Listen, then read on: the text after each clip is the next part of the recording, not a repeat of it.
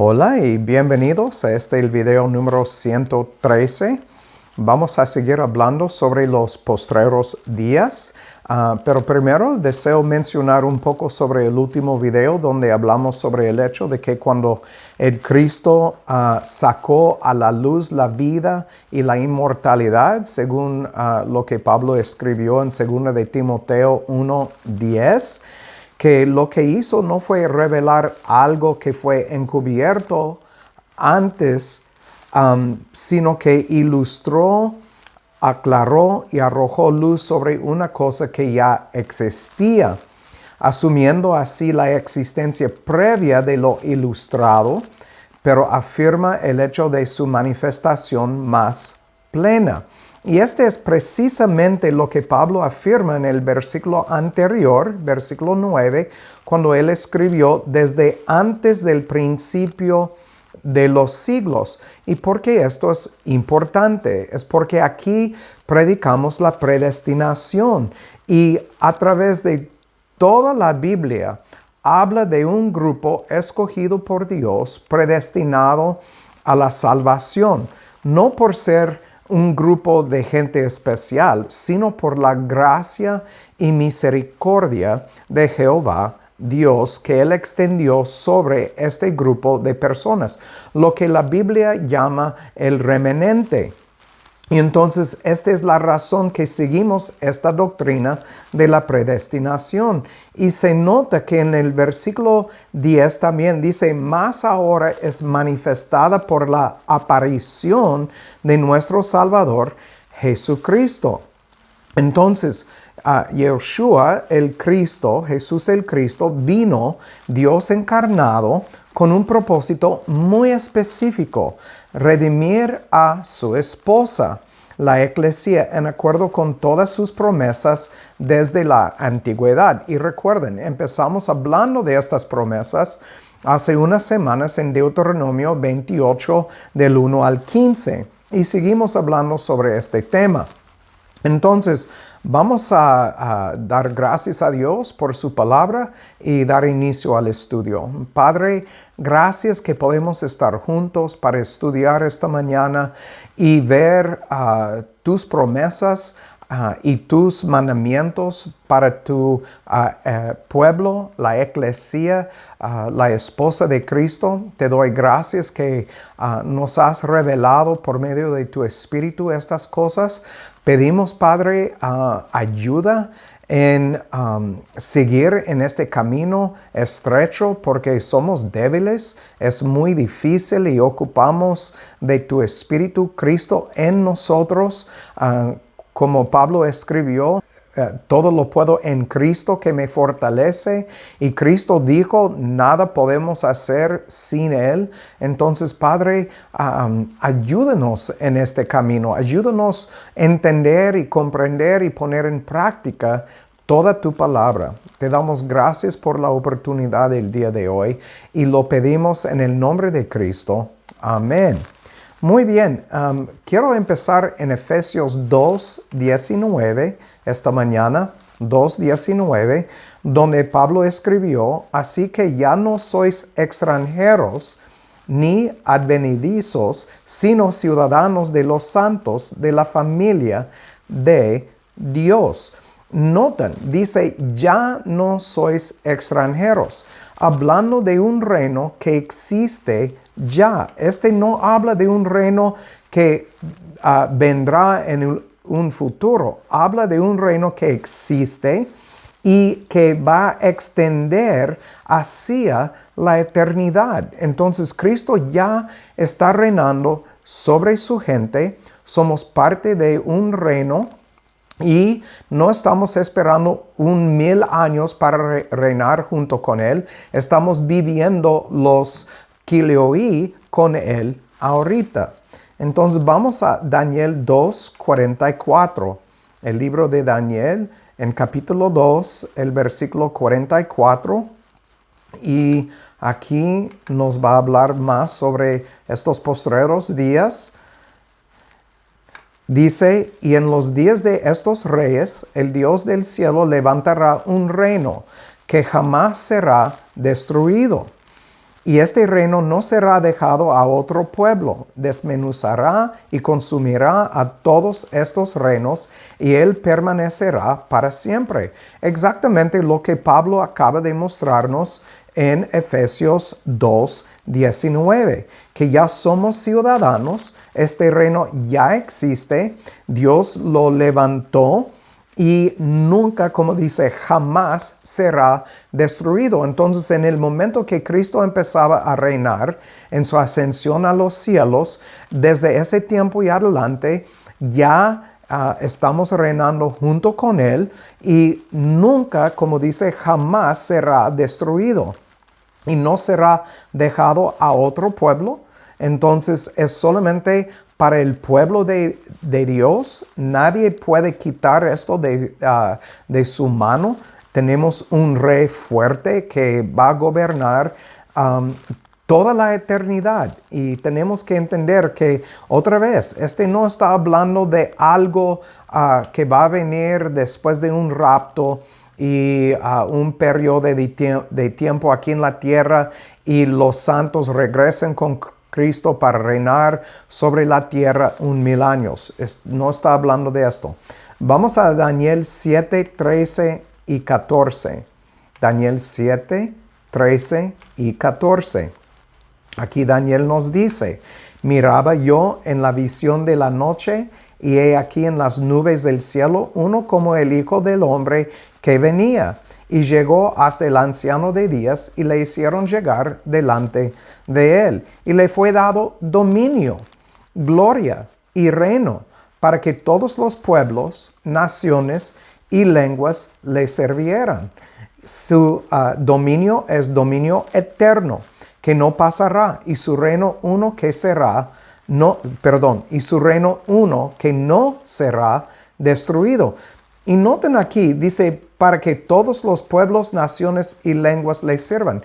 Estos son, cuando llegamos al Nuevo Testamento, el etnos. Está hablando de que va a haber no solamente una sola carne que está sirviendo a Dios, sino muchas carnes. Estamos hablando de gente de cada raza, cada nación, cada etnos, personas que no son judíos únicamente, sino gentiles de todas partes del globo.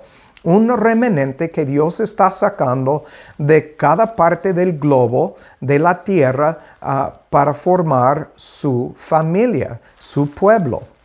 Aquí Daniel lo afirma. Bueno, Dios por medio de Daniel. Y otra vez, miramos que su dominio es dominio eterno, que no pasará, y su reino uno que no será destruido. Entonces, desde el momento que Cristo empezaba a reinar, hacia toda la eternidad, es su reino. Entonces, ahora vamos a Daniel 18, 36 y 37. Juan 18, y estamos en 36 y 37. Juan 18, 36 y 37. Aquí Cristo hablando a Pilato acerca de su reino. Y dice en versículo 36, mi reino no es de este mundo. Entonces no es un reino literal aquí en esta tierra tal como es. Sabemos por el libro, la epístola de Pedro, que Dios va a renovar los cielos y la tierra. Entonces él dice, mi reino no es de este mundo. Si mi reino fuera de este mundo, mis servidores pelearían para que yo no fuera entregado a los judíos. Pero ahora mi reino no es de aquí. Él está hablando en el presente. Mi reino que ya existe no es de aquí. Y Pilato entonces le dijo, ¿acaso eres tú rey? Y Cristo respondió, tú dices que yo soy rey. Yo para esto he nacido y para esto he venido al mundo, para dar testimonio de la verdad. Todo aquel que es de la verdad oye mi voz. Y otra vez, aquí llegamos al hecho de que Dios da a ambos el oído para oír y el ojo para ver. sin esto, uno no va a entender las cosas espirituales que Cristo está mencionando aquí, que Juan escribió para nosotros. Y este nos lleva al principio de este estudio en el libro de 1 de Corintios, capítulo 1, versículo 18 hasta capítulo 3, y en específico 2, 14, donde nos dice que estas cosas son cosas espirituales y el hombre natural no puede recibir o decomer estas cosas.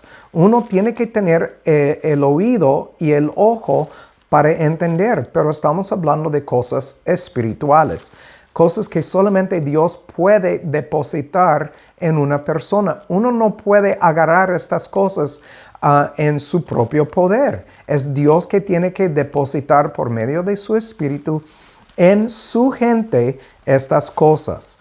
Entonces, ahora vamos a Isaías 2:2. Isaías capítulo 2, versículo 2.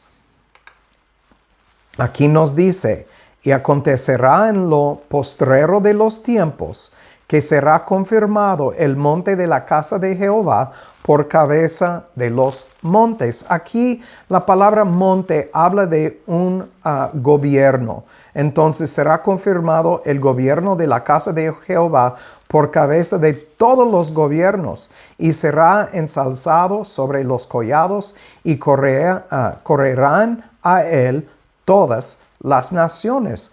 Otra vez, hablando de cada etnos, lo mismo que hemos visto acerca de todos los que viven en diferentes partes del globo que Dios ha escogido, ha llamado fuera. No olviden la palabra eclesia, llamado fuera. Sobre esto quiero concluir por leer dos comentarios. Uno es por Keil y Delich. Dice: el tema de la profecía prestada es la gloria futura de Israel. Y acontece que al final de los días el monte de la casa de Jehová será puesto en la cumbre de los montes y exaltado sobre collados, y todas las naciones lo vierten. La expresión los últimos días, el fin de los días, que no aparece en ningún otro lugar de Isaías, siempre se usa en un sentido escatológico. Nunca se refiere al curso de la historia inmediatamente posterior al tiempo, pero indica invariablemente el punto más lejano de la historia de esta vida, el punto que se encuentra en los límites más externos del horizonte del hablante. Este horizonte era muy fluctuante. La historia de la profecía es solo la historia de su extensión gradual y del llenado del espacio intermedio. En la bendición de Jacob, algo que ya leemos en Génesis 49, la conquista de la tierra está en el primer plano de los Acarit y los últimos días, o los últimos días. Entonces esta palabra es del hebreo Acarit, o los últimos días, y la perspectiva estaba regulada en consecuencia. Pero aquí en Isaías, los últimos días no contenía tal mezcla de eventos pertenecientes al futuro más inmediato y más distante. Entonces, lo que estamos mirando es algo más allá en el futuro del tiempo de Isaías. Y siguen diciendo: por lo tanto, fue la última vez en su sentido más literal y puro, comenzando con el comienzo del eón del Nuevo Testamento y terminando en su fin. El profeta aquí predijo que la montaña que llevaba el templo de Jehová, y por lo tanto ya era en dignidad la más exaltada de todas las montañas, lo haría. Un día se eleva en altura real sobre todos los lugares altos de la tierra. Entonces estamos mirando aquí en Isaías 2:2 lenguaje acerca del fin escatológico, como ellos dijeron aquí en este comentario. Juan Gil dice acerca de este mismo versículo, lo que quiere decir por el monte de la casa del Señor, no el monte Moriah, sobre el cual se construyó el templo, pero el reino de Cristo, que es su iglesia, está diseñado aquí, llamada la casa del Señor, debido a su edificio y donde Él habita, y que en este momento embellecerá y glorificará. Sus materiales son piedras vivas o verdaderos creyentes. Puso sobre Cristo el fundamento, al cual no hay entrada recta sino por la fe en Él, que es la puerta y donde hay abundancia de provisiones. Recuerden, hablamos del camino estrecho, hablamos de la puerta angosta. Todo es lengua figurativa, todo habla de algo espiritual en Cristo. Su morada ya existe en su gente, que es por fe. ¿Y dónde viene esta fe? Sabemos, porque Pablo escribió en Efesios 2, versículos 8 a 10, que la fe viene de Dios. También Dios dijo en Ezequiel que iba a venir y poner en su gente un espíritu nuevo, poner el Santo Espíritu y también cambiar su corazón de piedra a carne. Entonces miramos que todo es obra de Dios, igual como nos dice Romanos 9, 16 y Juan capítulo 1, 13 y 14. No fuimos nacidos por carne y sangre, sino por la voluntad de Jehová. Entonces, sigue diciendo aquí que Cristo es la puerta y donde hay abundancia de provisiones. Sus columnas y vigas son los ministros del Evangelio. Sus ventanas son las ordenanzas. Y aquí Cristo es como un hijo sobre su propia casa. Él es el maestro de ella, el sumo sacerdote y profeta en ella. Y sus siervos son sus mayordomos, para dar a cada uno su porción. Y felices son los que tienen un nombre y un lugar en él. Y se llama la montaña, en alusión al monte Sión. No olviden lo que leemos en Gálatas. Pablo nos habla del monte, dos montes, y habla de la verdad que es representada por la libre, que es Sarai. De hecho, vamos a este libro, vamos a Gálatas 4 y vamos a verlo. 4, creo que es 26, si recuerdo bien. Sí, entonces voy a leer 22 al 27. Entonces nos dice, porque está escrito que Abraham tuvo dos hijos, uno de la sierva y otro de la libre. Pero él de la sierva nació según la carne, mas el de la libre lo fue por la promesa. Recuerden, estamos hablando de promesas en Génesis 28, 1 al 15, lo cual es una alegoría, porque estos son los dos pactos. El uno del monte Sinaí, el cual engendra para servidumbre, el cual es Agar. Porque Agar es el monte Sinaí en Arabia, es el monte literal, que corresponde a la que ahora es Jerusalén y está en servidumbre con sus hijos. Mas la Jerusalén de arriba es libre. Ya estamos hablando de algo espiritual, la cual es la madre de todos nosotros. Entonces, cuando nos dice en los 10 mandamientos que debemos honrar a nuestro padre y madre, ¿quién es nuestro padre? Es Jehová. ¿Quién es nuestra madre? Bueno, como dice Pablo aquí, alegóricamente es la nueva Jerusalén. Habla de la verdad, habla de cosas espirituales. Entonces, más la Jerusalén de arriba es libre, la cual es la madre de todos nosotros, porque está escrito, alégrate estéril, tú que nos das a luz, prorrumpe en júbilo y calma, tú que no tienes dolores de parto, porque más son los hijos de la dejada que de la que tiene marido. Así que, hermanos, nosotros como Isaac somos hijos de la promesa. Y vamos a hablar de esto en un momento, que esta promesa que Dios le dio a Abraham se extiende a todos los hijos del pacto.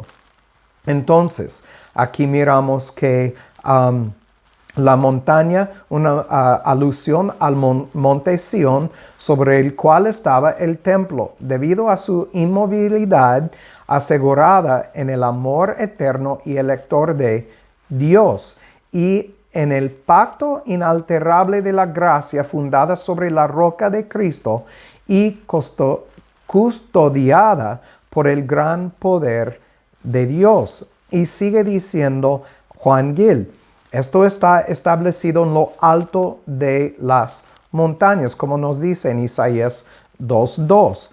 En Cristo, que es más alto que los reyes de la tierra, representado por montañas, como miramos en Apocalipsis 17:9. Vamos a Apocalipsis 17:9. Ahorita, Apocalipsis 17, el versículo 9, nos dice, aquí hay mente que tiene sabiduría. Las 7 cabezas son 7 montes sobre los cuales se sienta la mujer. Obviamente es lenguaje figurativo y está hablando de algo espiritual. Habla donde Cristo es la cabeza de todo principado y potestad. No es su primera cabeza, ni en ellos mismos está el establecimiento de los santos, sino en Cristo. Según de Corintios 1:21, Él es la estabilidad de sus promesas, de su gracia y de su vida espiritual y eterna. Aquí parece denotar la superioridad del reino y el interés de Cristo sobre todos los estados civiles y religiosos. La liquidación y seguridad de la misma, su posición por encima de ellos y la continuación cuando ya no serán más, incluso todos los estados anticristianos, tanto papales, paganos y mahometanos, según Apocalipsis 16, 19. Vamos a Apocalipsis 16, 19.